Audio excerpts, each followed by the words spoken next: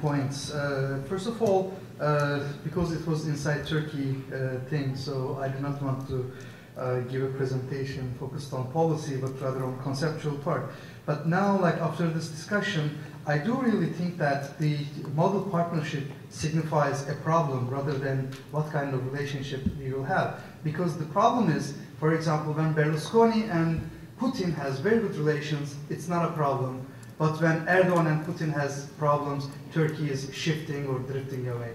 When, I think this is what I'm talking about. Why Turkey has some kind of divergence on certain policy issues from US that is seen or conceptualized under the framework of, for example, anti-Americanism, or for example, Islamization, or for example, like activism. And all these set of concepts show that there's a different understanding in Washington, which really keeps affecting relations in a negative way. For example, the Iran problem. So as Ömer said, Iran, Israel, and Armenia.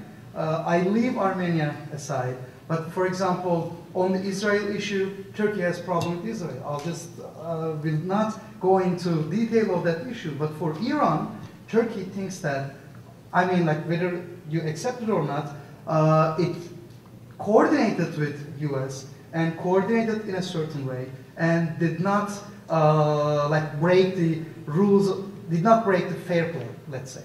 So if this is the issue, let's say US did not see in this way. But why Turkey's divergence? Let's say Turkey and US want different things.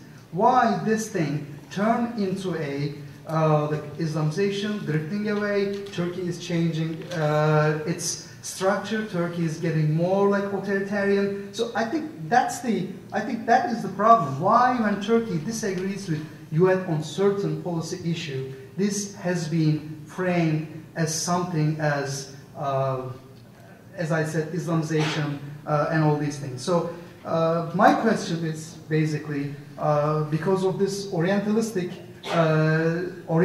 position and Orientalistic perception that US diplomats see Turkey, because Turkey cannot, for example, offer universal values.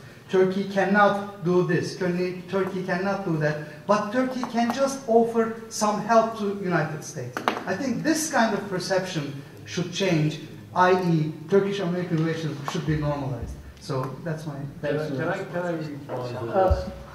Let us have a debate about this. This is an important question. You know, who is saying the things that you're saying? It's a lot of Turks in this country and a lot of the seculars, quite frankly, who are talking about American diplomats. I mean, but that's ambassadors. Okay, I mean, that's let's see if we have more questions from the audience. There's one. Turkey's relations with the KRG, the Kurdish regional government, have been improving lately, is a step in the right direction in terms of diminishing anti-Americanism. Because there was a time, a couple of years ago, when the conspiracy theory was that, okay, the PKK is there, has a safe haven, the United States is not helping us. Now, the narrative has changed. The US is helping us, that actionable intelligence, etc., is important. Plus, we have good relations with the KRG. We, in fact, have become the big brother. We want to co-opt them rather than confronting them. And I think that's a good thing overall in terms of diminishing the Kurdish dimension of anti-Americanism. However, coming back to your second question, I think, like in most of the Islamic world, and in Turkey included, people don't see much daylight between Tel Aviv and Washington. They basically think of these entities as together. And what they often don't understand is that Tel Aviv, in fact, has more influence in Washington than Washington has over Tel Aviv. There's this perception that if America wanted, it could easily snap its fingers and tell Israel what to do, which is not the case very often. On the other hand, it is true. I mean, you don't have to be an anti-Semite who believes in conspiracy theories to argue that there is a powerful Israel lobby in this country. Yet the problem is, you don't hear about the other lobbies. There is also an oil lobby in the United States. There is also an arms lobby. And they happen to be more on the pro-Arab side because they want to balance the debate. At the end of the day, often the United States sides with Israel because of public opinion, not only because of the pro-Israel lobby, but because of the nature of American politics, because of the role money play in American politics. Those are actually some areas, the more I think about it, where informing Turkish public opinion about the role of money, the role of other lobbies, not just ethnic lobbies, but industrial lobbies, the oil lobby, the arms lobby, could play a certain role in balancing the kind of anti-Israel tone in Turkish foreign policy, in Turkish debate, anti-Israel tone in Turkish debate. Has AKP contributed to the rise of anti-Israeli feelings? And anti-American, more than that. Yeah. I think overall, when you have a situation where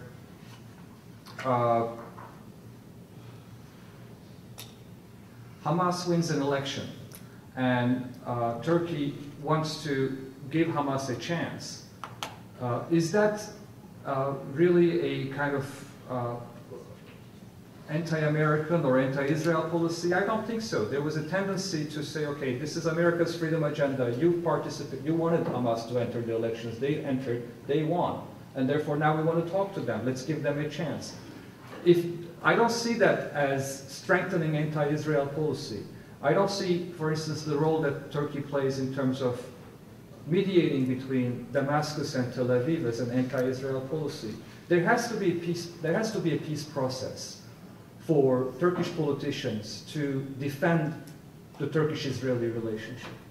When there is no peace process, I think it's impossible for AK Party to say things that are positive about this agenda. And it would be the same for any other Turkish political party. I think if Ecevit was in power, he would also take an anti-Israel position. Even Demirel, Tansu Çiller, etc. The reality of 1996, the strategic partnership between Israel and Turkey was, yes, there was PKK, there was a different context, but there was also a peace process. The Oslo peace process was alive.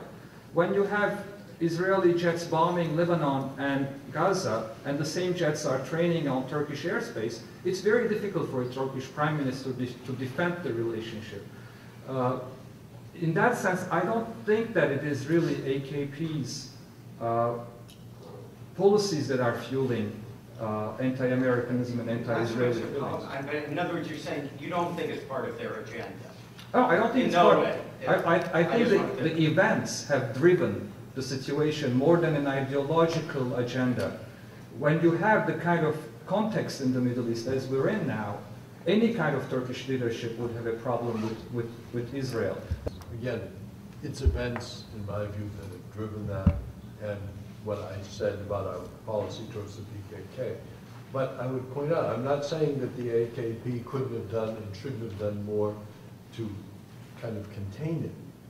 But if you look objectively at the rhetoric, the CHP rhetoric was more nationalistic, more anti-American, and more anti-European, quite frankly, than the AKP. Neither of them distinguished themselves particularly well, but the CHP certainly did not offer an alternative in the way they approached them.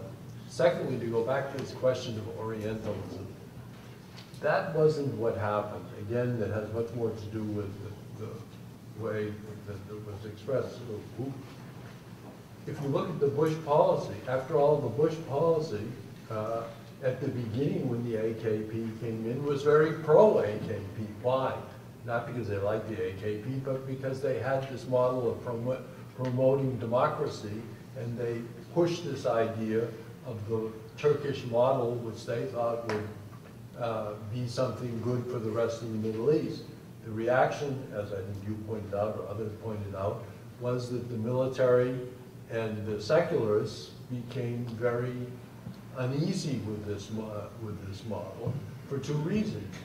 First, because it was contrary to the Western attitude, identity that the secularists felt strongly about, and secondly, because it threatened in some way to strengthen Islam, in their view, within Turkey itself. So the whole idea was rather anathema to the military and the secular leadership. But it wasn't because, if you read the Wheatley cables there, you'd think that the United States government, and particularly the Bush administration, was hostile to the AKP. They weren't at all. Remember who Erdogan came here in the United States while he was still technically under house arrest. He wasn't even prime minister. He came here in December of 2002 at a time, and he wasn't even the leader of the country at that time. He wasn't even prime minister. But everybody knew, more or less, that he was going to be, and it didn't stop the Bush administration from having a dialogue, I think rightly, because they were in a very difficult situation. They knew they had a big issue on their hands, which had to do with Iraq, and they wanted to have discussions with the new people in power. So I don't think you can say that in some way that even the Bush administration, on the contrary, for a strange reason related to the shift in their policy on democracy promotion, Turkey was going to be the model for the Middle East, and that they only backed away from that when the reaction was so strong within the secularists and the military. So again, like I will repeat my point, but over the policy issues, I mostly agree with both of you. But my point is the way issues are framed is the problem. That's my point. I mean, for example, like Turkey as a model for the Middle East. Like Turkey can be only model for the Middle East, but cannot achieve something as a model for other people other than all those people in the Middle East. That kind of understanding I have really problem with. So we can see these kind of stuff, like turning its back to the West, or all these kind of stuff. Like I'm not really blaming Edelman or Wilson or Jeffrey or all those ambassadors or what they said particularly. But my problem is this is very good. They achieved really something good for a Middle Eastern culture and for a Middle Eastern religion. These kind of statements I have problem with. I'm not talking about what they reported, what they said, how they see is the, I think, biggest problem. That's why when we start discussing Turkey's reaction to Israel, we frame this as whether Turkey is anti-Israel. Turkey cannot criticize Israel as a principled, realist country, following some principles, but should be anti-Israel to be able to criticize Israel. That's the logic I'm really criticizing. Other than that, I totally agree with most of the issues you really pointed out. Okay, thanks a lot. Before we